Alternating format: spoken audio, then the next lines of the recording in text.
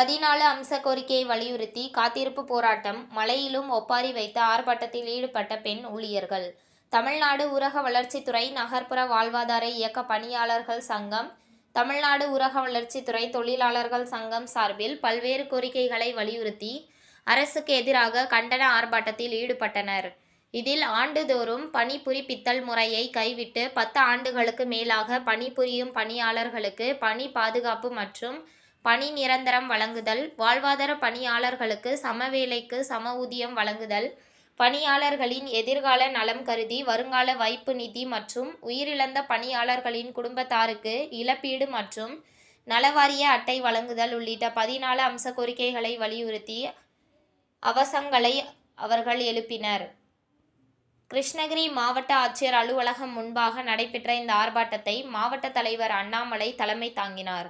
மாவட்ட செயலாளர் ரேகா, பொருளாளர் ரவிச்சந்திரன், இணை செயலாளர் சரிதா மற்றும் சங்க நிர்வாகிகள், ஊழியர்கள் பெருந்திரளாக கலந்து கொண்டனர்.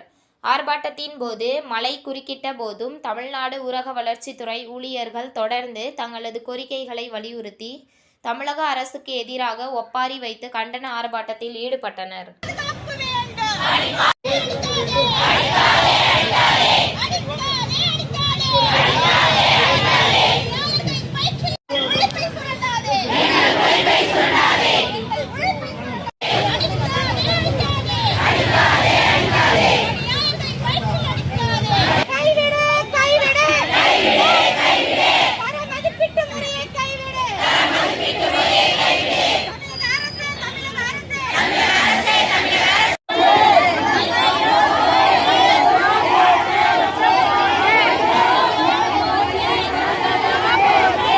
உங்கள் தேடல் நியூஸ் சேனலை லைக் பண்ணுங்க, ஷேர் பண்ணுங்க, கமெண்ட் பண்ணுங்க, ஆல் பெல் பட்டனை கிளிக் பண்ணுங்க, மறக்காம சப்ஸ்கிரைப் பண்ணுங்க.